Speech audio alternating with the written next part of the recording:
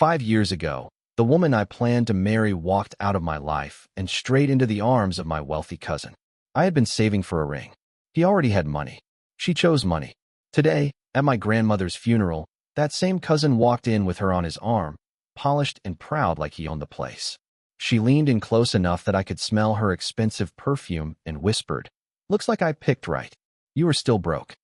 I looked at her calmly and said, "Maybe, but I would like you to meet my wife." She froze, because standing beside me was the last person she ever expected to see.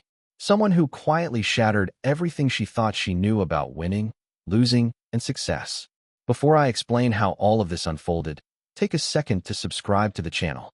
We are closing in on 37,000 subscribers, and your support truly matters. Leave a comment if you have ever seen karma come full circle for someone who wronged you. Now let me take you back. My name is Thomas Reed. I am 33 years old, and for the last 5 years, I have been rebuilding a life that was wrecked by two people I trusted completely. This story is not just about betrayal. It is about how the worst moment of your life can sometimes push you toward the best one. The funeral was held at Riverside Chapel on a cold November morning. My grandmother lived to 89 years old and stayed sharp right up until the end. She was the only person in our family who never judged people by money. While others compared job titles and salaries at holidays, she asked if you were happy and if you were treating people right. I arrived with my wife, Laura.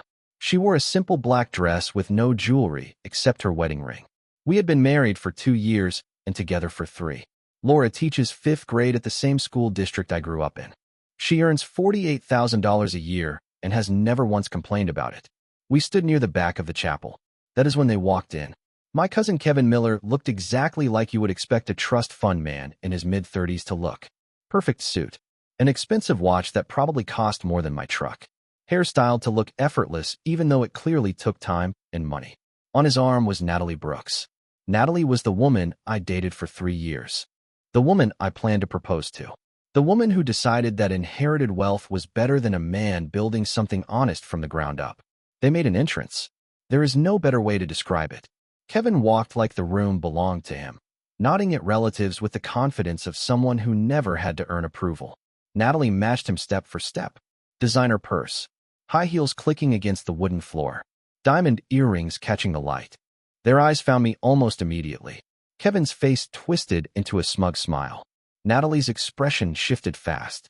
Surprise, calculation, then satisfaction. The service itself was normal. The pastor spoke about my grandmother's kindness, her faith, her devotion to family. I barely heard a word.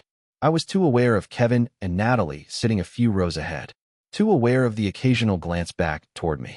After the service, everyone moved into the reception hall. Coffee, sandwiches, quiet conversations, and shared memories. That is when Natalie made her move. Laura stepped away to get us coffee, and Natalie appeared beside me like she had been waiting for the moment. Up close, I noticed the small signs of her new lifestyle.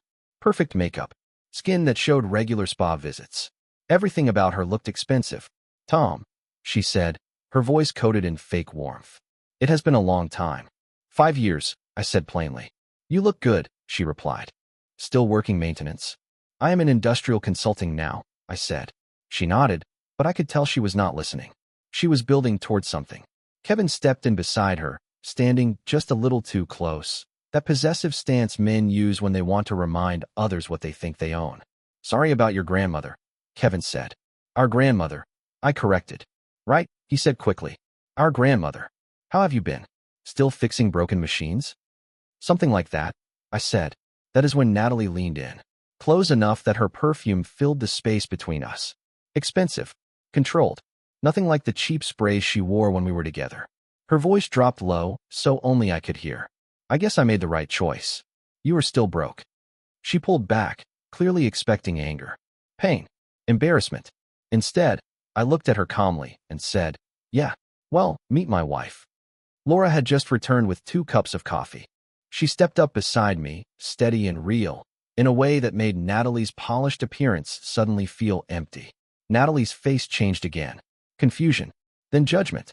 Her eyes scanned Laura's dress, her simple ring, the lack of labels. "Your wife," Natalie repeated slowly. "This is Laura," I said. "Laura, this is Natalie and my cousin Kevin. This is my past." Laura smiled, and offered her hand. Nice to meet you both. Tom has told me about you. Kevin stared at her now, trying to size her up, searching for some angle he could not find. You are a teacher, right? He asked. Tom mentioned it once. 5th grade, Laura said. Best job in the world. Natalie let out a sharp laugh. I am sure it is meaningful. The pay must be difficult. We do just fine, Laura replied calmly. And that was the moment everything started to shift. There was no defensiveness in Laura's voice. No explanation. No apology. She did not feel the need to prove anything. That seemed to give Natalie her confidence back.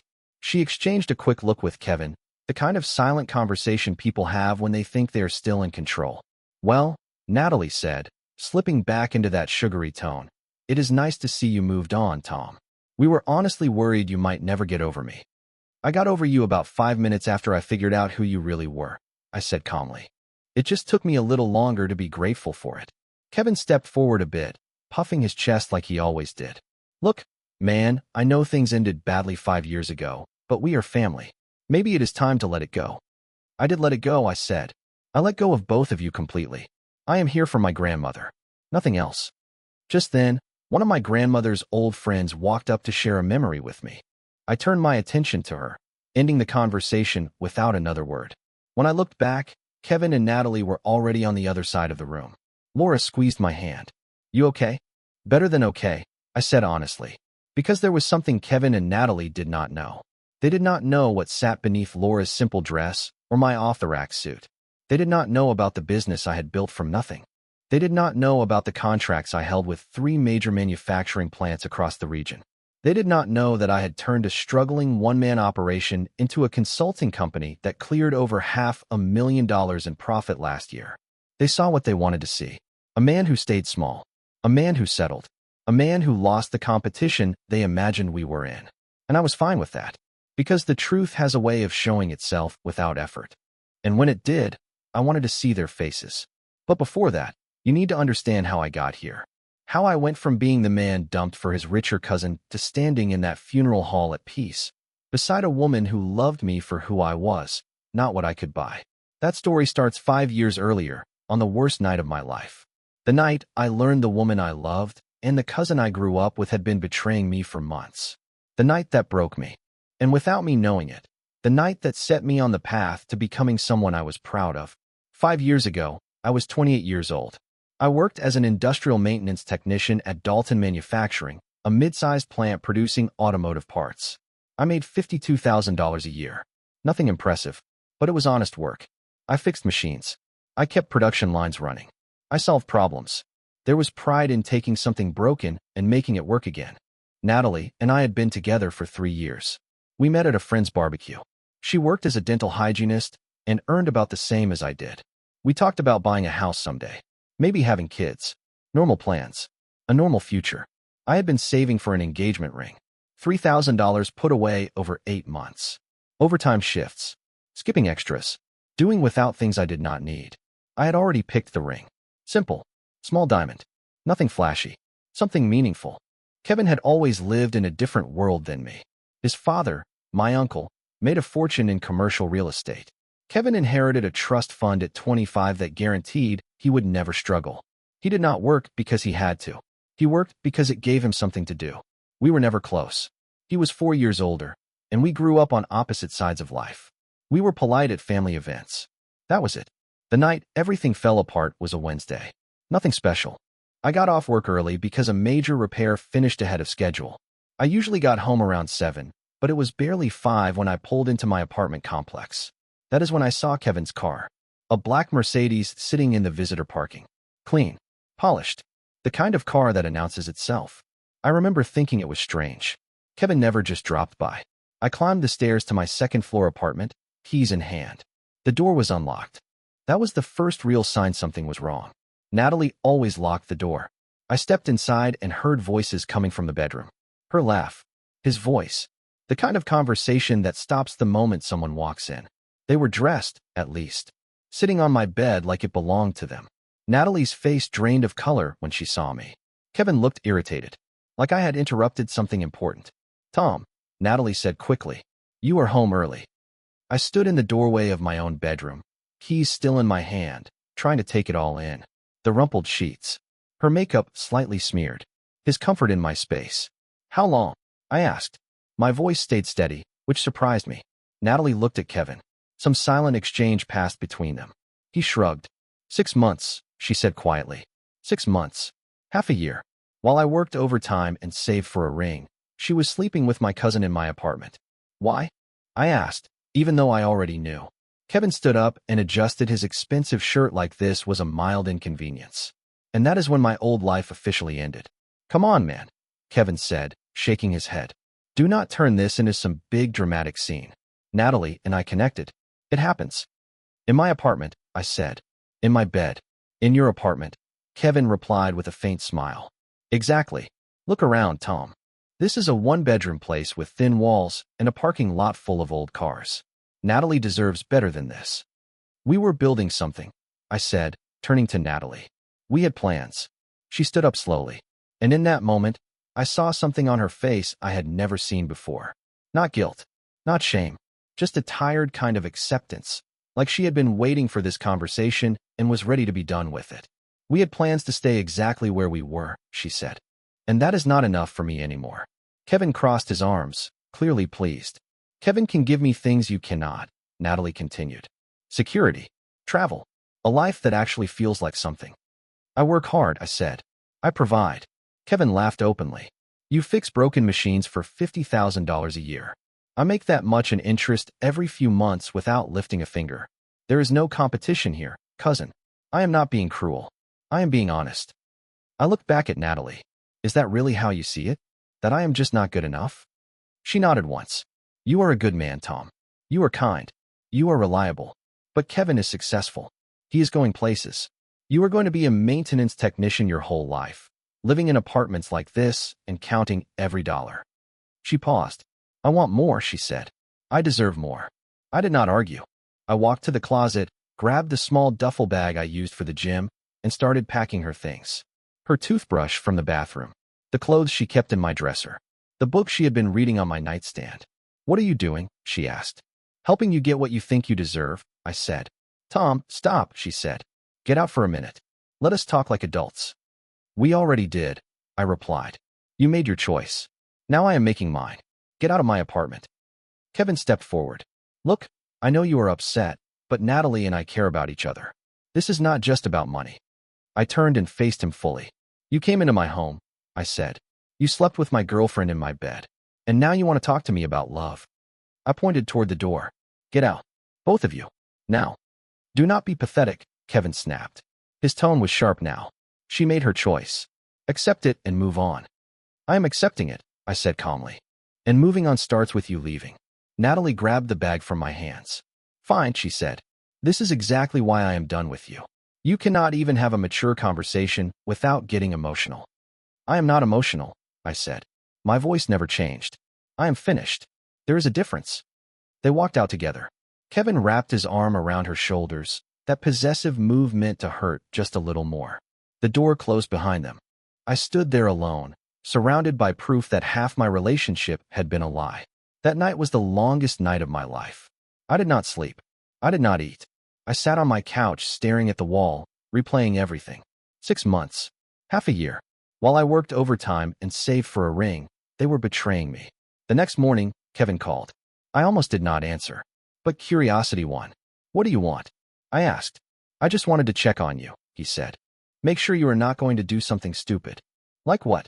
I do not know. Show up at my place. Make a scene at a family event. Natalie is worried you might cause trouble. I let that sit for a moment. Kevin, I said, let me be clear. You did not win anything. You did not beat me in some competition. You just showed me who you both are. Tell yourself that if it helps, he replied. But we both know the truth. Natalie chose the better option. That is how life works. Does it make you feel powerful? I asked. Taking something from someone who trusted you. I took what I wanted, he said. That is what successful people do. They see an opportunity and they take it. You can be bitter, or you can learn something. Then he hung up. I sat there with the phone in my hand and felt something change inside me. Not heartbreak, not anger, something colder, clearer, determination. Kevin thought he won. Natalie thought she upgraded. They both believed I would stay exactly where I was. A maintenance technician in a modest apartment.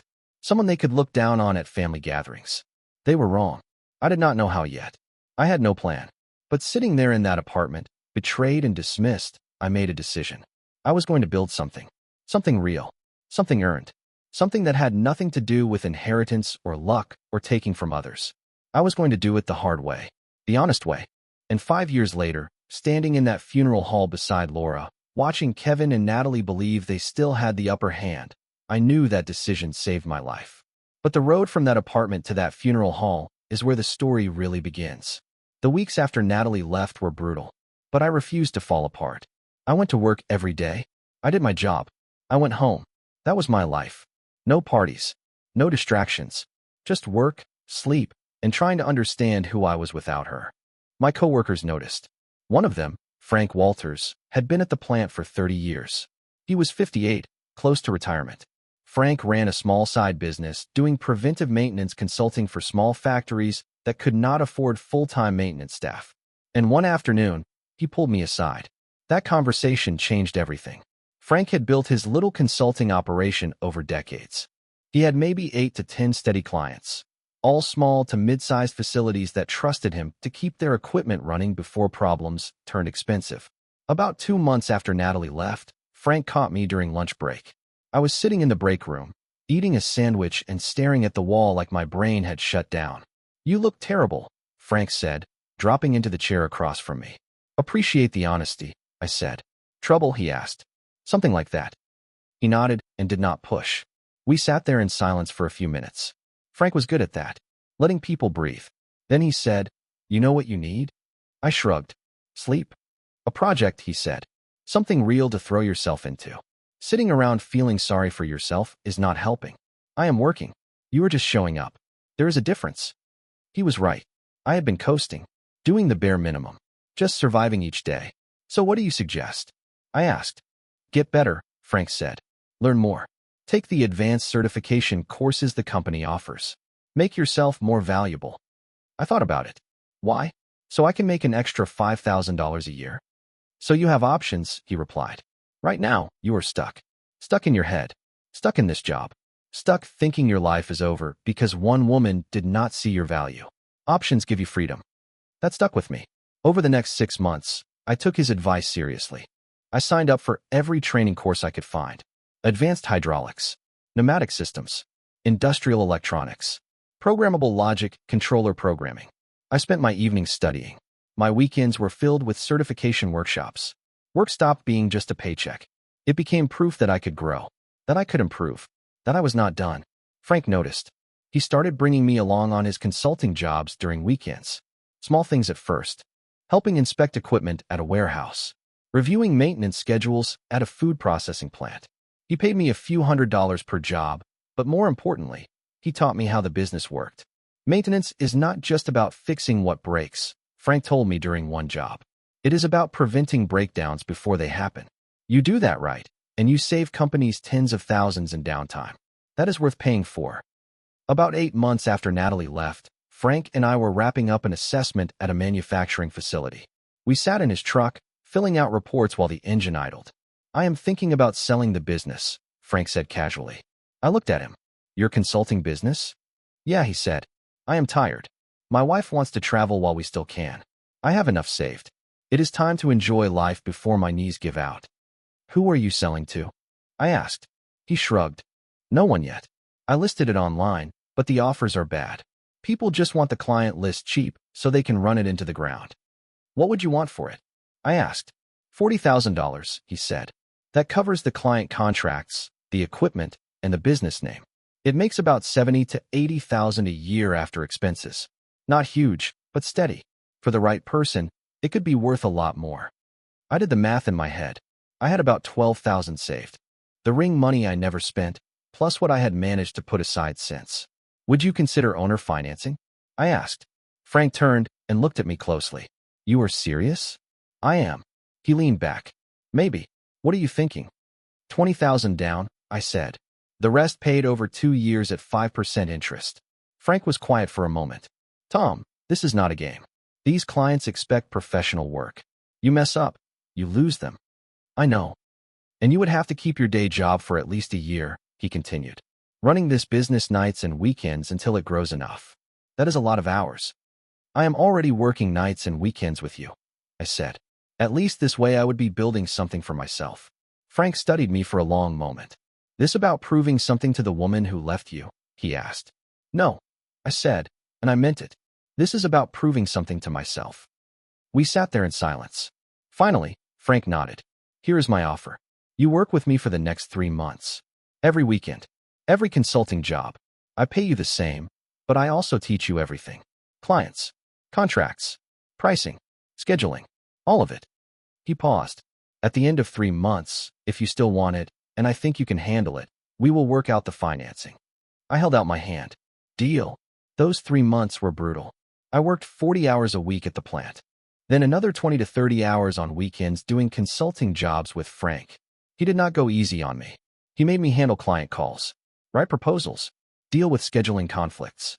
He treated me like I already owned the business. You need to feel the pressure, Frank said one night when I complained. This is the cost. You want easy, stay an employee. You want to build something, this is what it takes. And during those 3 months, something unexpected happened. I met Laura. It was at a community fire safety workshop. The plant required attendance, and the local school district sent staff too. Laura sat 2 rows ahead of me, asking smart, thoughtful questions about emergency procedures. After the workshop, I ran into her at the coffee station. We started talking, and for the first time in a long while, the future did not feel empty anymore. She told me she taught 5th grade. I told her I worked maintenance at the plant and was building a consulting business on the side. That sounds exhausting, Laura said with a small smile. It is, I admitted. But it is worth it. Why? She asked. What are you working toward? I thought about it for a second. I do not know exactly. Just something better than where I am right now. She nodded, pulled a napkin from the counter, wrote her number on it, and slid it toward me. Call me sometime, she said. I would like to hear more about it. I called her 3 days later. We met for coffee. 2 hours went by without either of us noticing. She did not ask about my income, did not care what I drove. She asked about my work, my goals, what kept me up at night. On the second date, I told her about Natalie and Kevin. I wanted everything out in the open early. No surprises later. Laura listened without interrupting. When I finished, she said, that must have hurt. It did, I said. But you are doing something about it, she replied. You are not sitting around waiting for life to improve. I respect that. We took things slow. She would come by some evenings while I worked on proposals. She would bring dinner, sit quietly nearby while I typed reports, never complained about the hours I was putting in. She supported what I was building without trying to rush me. At the end of the 3 months, Frank sat me down in his truck again. You still want the business? He asked. I do, I said. Then it is yours, he replied. 20,000 down. The rest over 2 years. I will stick around for the first month to help you transition the clients so you do not crash right out of the gate. I took out an $8,000 loan and drained my savings for the remaining $12,000. We signed the paperwork on a Wednesday evening at Frank's kitchen table, his wife there as a witness. Just like that, I owned a business. The first 6 months were terrifying. I woke up at 3 in the morning, most nights panicking. Loan payments, client expectations, balancing my full-time job with consulting work. But slowly, it started working. Clients stayed because I delivered. Word spread. More facilities started calling. By the end of the first year, I added 3 new clients. By the end of the second year, 5 more. I was working 70-hour weeks between the plant and the business. Always tired. Always stressed. But I was building something. Something that was mine. Laura never wavered. Even when I had to cancel plans for emergency calls. Even when I fell asleep on her couch buried in paperwork. She stayed supportive. One night, she said, you know you are going to have to leave the plant eventually. We have been together a year. You cannot keep this pace forever. I know, I said. I just want a little more cushion first. You already have it, she said gently. You are just afraid to make the jump. She was right. The plant job felt safe. A guaranteed paycheck. The business depended entirely on me. 3 months later, I gave my notice at Dalton Manufacturing and walked away from the steady income. Best decision I ever made. Within 6 months, I doubled my client list. Within a year, I had more work than I could handle. That is when I hired my first employee, a younger guy from the plant who reminded me of myself a few years earlier. The business grew steadily. No overnight explosion. Just reputation, consistency, and quality work. Laura was there through all of it. We got married 2 years after we met. Small ceremony. Close family and friends only. Kevin was not invited. He was no longer part of my life. By the time my grandmother passed away, 5 years after Natalie left me, the business was clearing $500,000 in annual profit. I had 4 employees, contracts across the region, and a home Laura and I bought together. Kevin and Natalie knew none of that. At the funeral, they saw what they wanted to see. A maintenance guy in an off-the-rack suit. A teacher wife in a simple dress. People who stayed in their lane. They had no idea what was coming. The reception dragged on. People shared stories about my grandmother, pretending family tension was not hanging in the air. Kevin and Natalie stayed across the room, surrounded by relatives impressed by designer clothes and expensive watches. I overheard Kevin bragging to our uncle about some investment deal, loud enough for everyone nearby to hear. Same Kevin, always performing. Laura and I were getting ready to leave when Natalie approached again. This time she was alone. Kevin was trapped by an elderly aunt telling a long story. "Can we talk?" Natalie asked. Her voice was softer now. "Just a minute." Laura squeezed my hand. "I will wait by the car." When Laura walked away, Natalie's confidence slipped. "You seem happy," she said. "I am." "She seems nice," Natalie added. "Your wife." "She is." Natalie shifted uncomfortably. "I know how things ended between us was rough. But you understand why I made my choice, right? I needed stability. Security." "You needed money," I said calmly. "That is not the same thing. Kevin can give me things you never could." "Like what?" I asked. "Designer bags? Fancy dinners?" She hesitated. "That is better than struggling." And that is when I realized how far apart we truly were. I could have ended it there. I could have nodded, walked away, and let her keep believing I was still barely getting by. But there was something in her tone. That quiet assumption that I was still the same struggling maintenance guy. That is what pushed me to answer. "I am not barely surviving, Natalie," I said calmly. "I have not been for years." She laughed. Not kindly. "Come on, Tom," she said. "You are a maintenance guy. There is nothing wrong with honest work, but let us not pretend you are doing great." "I own a consulting firm," I replied. "Industrial maintenance and predictive systems. 6 employees. Contracts with major facilities in 3 states. Last year, we cleared $500,000 in profit." Her smile froze in place. "You are lying," she said. "Look it up," I answered. "Read industrial consulting. Been operating for 4 years." The color drained from her face. "But you were just a technician," she said. I replied. "Then I bought a small consulting operation and built it into something real. Turns out hard work and treating people fairly still matter." Kevin walked up, sensing tension. "What is going on?" he asked. "Natalie says you are trying to impress us with some story about owning a business," he said, though his confidence wavered. "It is not a story," I said evenly. "I am not trying to impress anyone. You asked about my life." I answered. Kevin's expression changed. The smug look faded. Calculation took its place. $500,000 in profit?" he asked. "That is significant." "It is." "And you never mentioned this at family gatherings?" "I stopped attending family gatherings," I said. "You have not been part of my life for 5 years."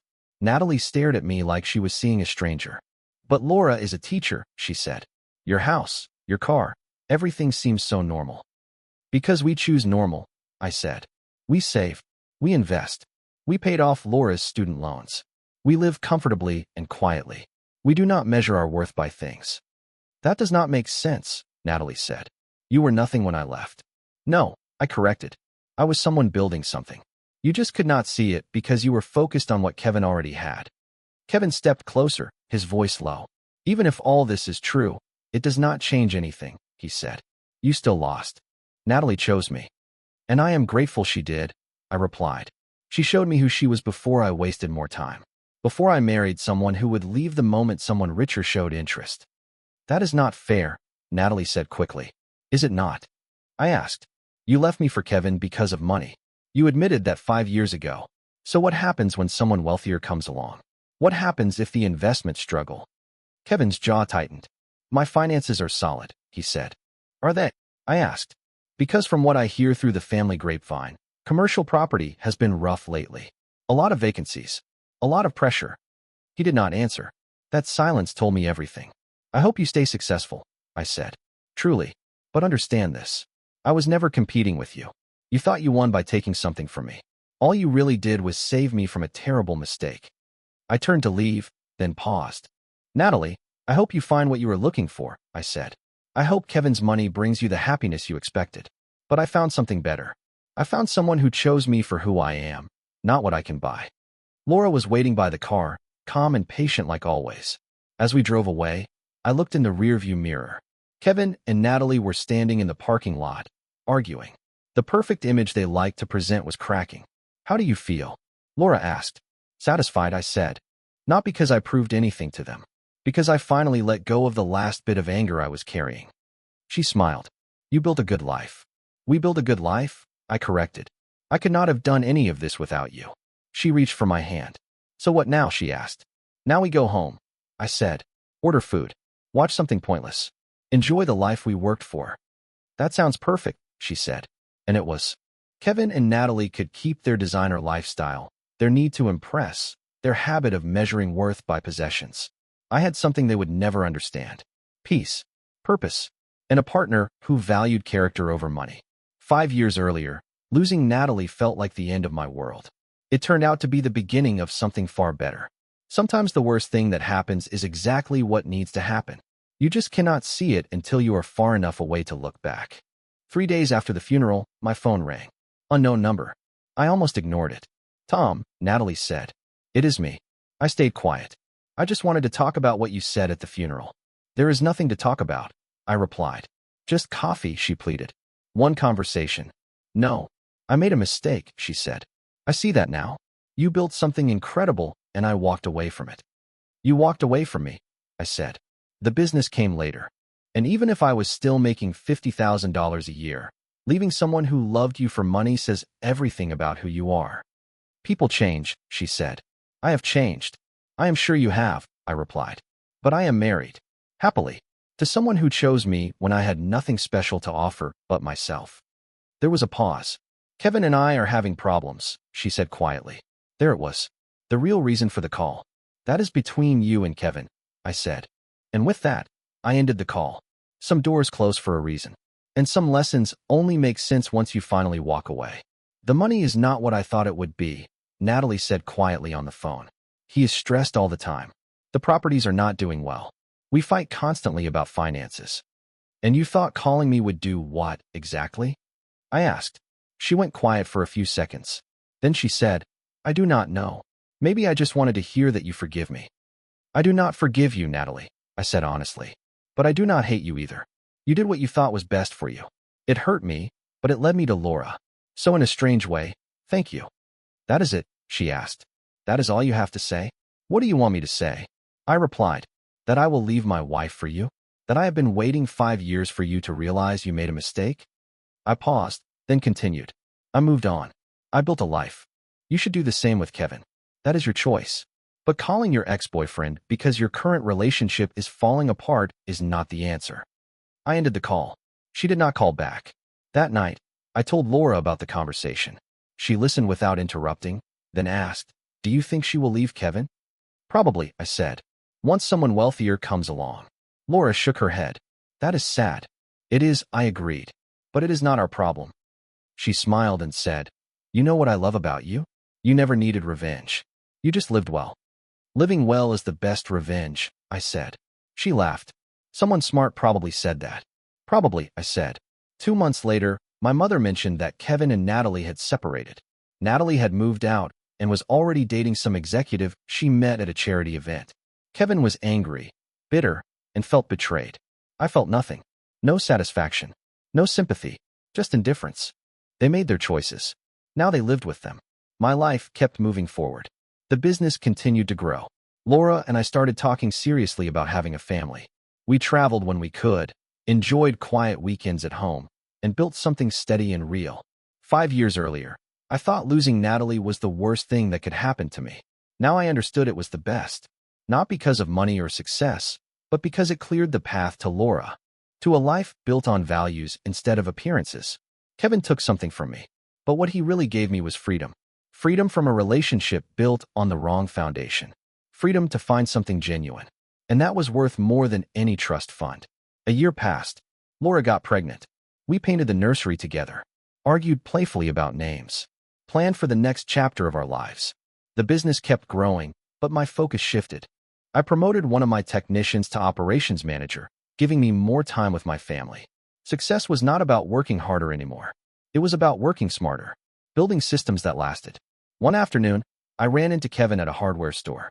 We both froze for a second, then nodded awkwardly.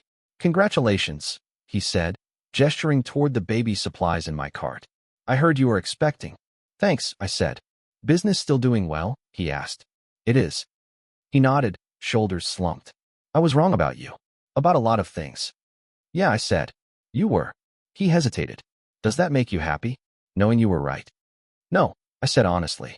"It just makes me grateful I found my own path." He looked like he wanted to say more, but there was nothing left between us. I nodded and walked away. That was closure. Not dramatic. Not cinematic.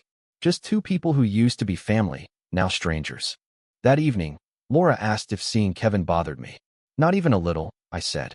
"He is just someone I used to know." Our daughter was born in September. We named her after my grandmother. When I held her for the first time, I thought about the road that led there. The betrayal that broke me. The work that rebuilt me. The woman who stood by me. The life we created together. Kevin and Natalie were both in new relationships by then. Still chasing something they would probably never find. Still measuring worth by money and image instead of peace. I had everything I needed. Not because I proved anyone wrong. Not because I got revenge.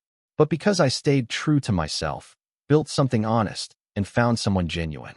5 years earlier, Natalie whispered that she had won. Standing in that hospital room, holding my daughter while Laura slept peacefully beside me, I finally understood the truth. Nobody won. Nobody lost. We just made different choices about what mattered. And I chose right. The business, the money, the success. Those were nice. But they were never the prize. Laura was. Our daughter was. The peace I felt every morning waking up beside someone who valued character over status. That is what winning actually looks like. Not rubbing success in someone else's face. Just living a life you are proud of, with people who matter. Kevin could keep his trust fund. Natalie could keep chasing wealth. I had everything worth having. And that was enough.